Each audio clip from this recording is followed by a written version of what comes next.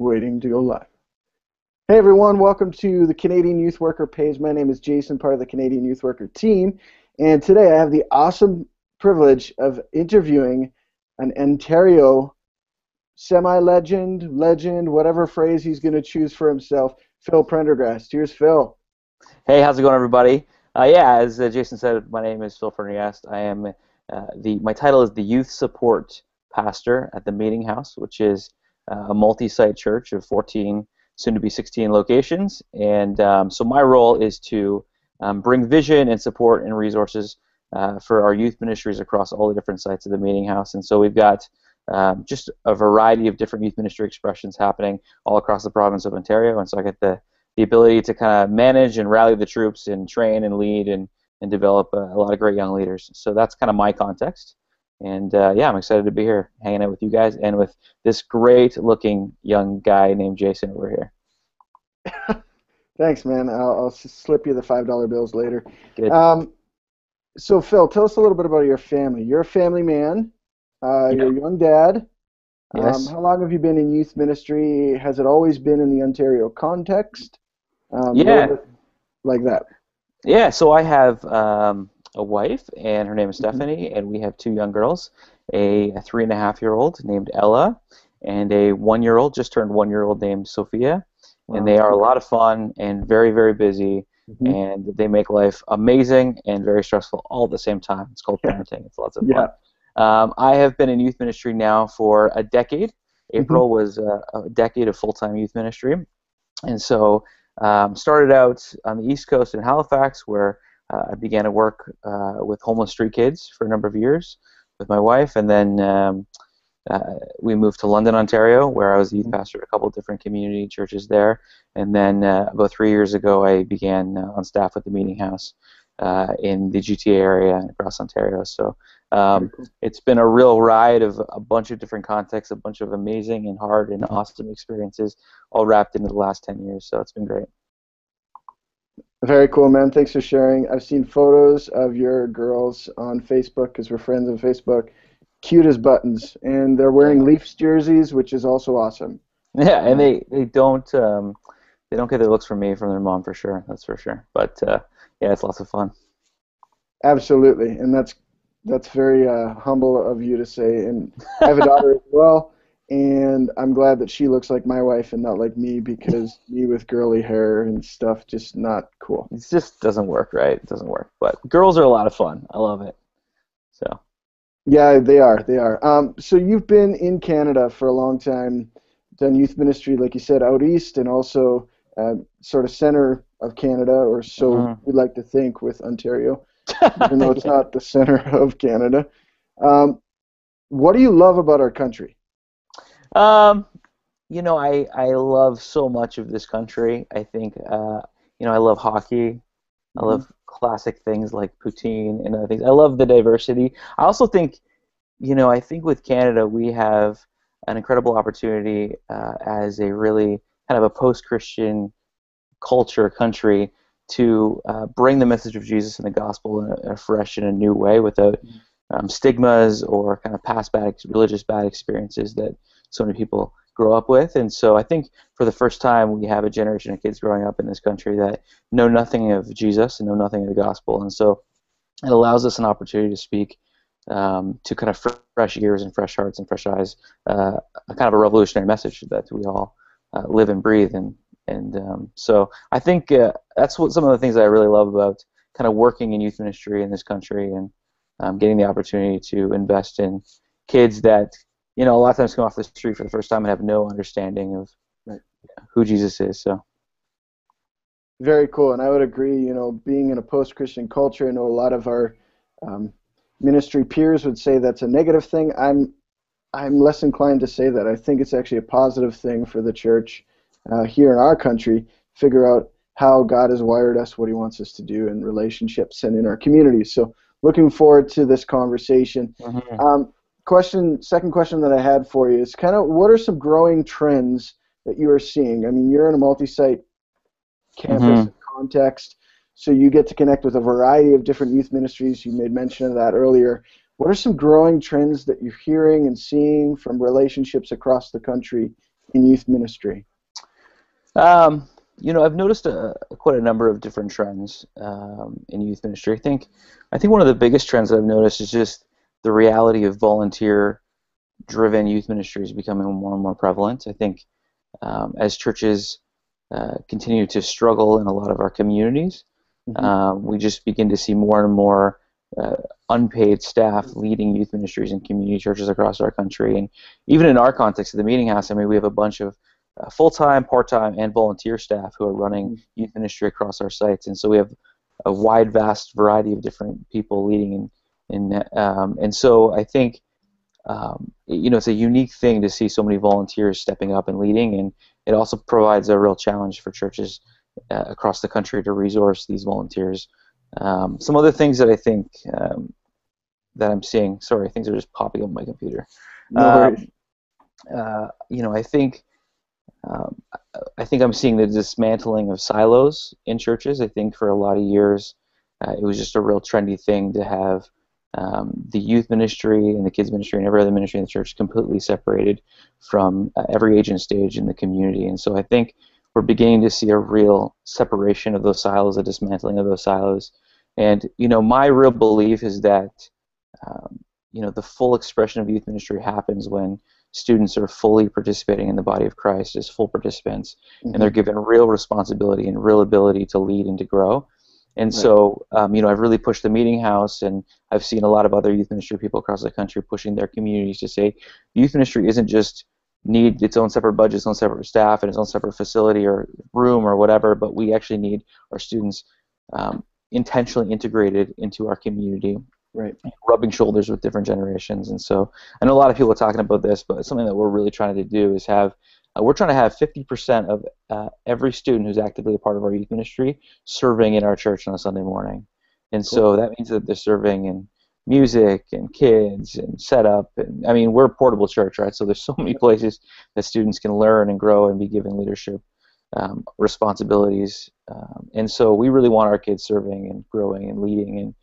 And one of the things I think small churches do a really great job at is just unintentionally a lot of times developing great, passionate young leaders. And the only reason why is because they desperately need these young people to serve to make the thing happen. Exactly. And you look at, and I've pastored in large churches for a lot of years, and in these large churches that I've pastored at, we just don't need the youth to serve because we've got lots of adults to do it, and we like to do it more professional, and we like to do it better.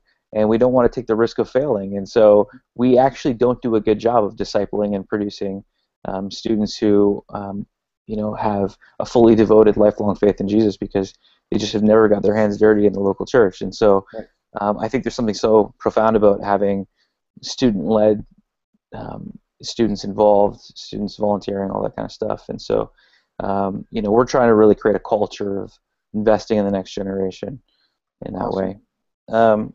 Very cool. Just trying to think. A few other things I'd say is I think something that's been really happening for the last decade or so, but I think it's just really the rise of students engaging in compassion and justice ministries. It's just I've seen such a significant spiritual formation happen in so many young lives because of their engagement in working with people less fortunate and engaging in compassion and social justice ministries. And so, I mean, that's something that we really try to have as a huge part of the fabric of our youth ministry communities and our church, is that we want students to be actively serving and living lives of compassion. So, very cool. That's awesome. And Phil, those things that you've identified, I think a lot of us would point to them as very similar things. The dismantling of silos, whether it's happening or it's needed more and more, I think that's an emerging trend for sure. That's got to be a challenge in a large ministry context. So this is going to be kind of a hybrid question coming at you. Yeah. First of all, first part of the question is, you're in a large context, multi-site church. What myths do you want to dissolve about being in a bigger setting? I think some of us have that mentality that being in a bigger setting means better because more resources, more effective ministry, bigger equals better. Maybe that's a pseudo-American mentality that's come up north. I'm not sure, but something of that. So are there any myths?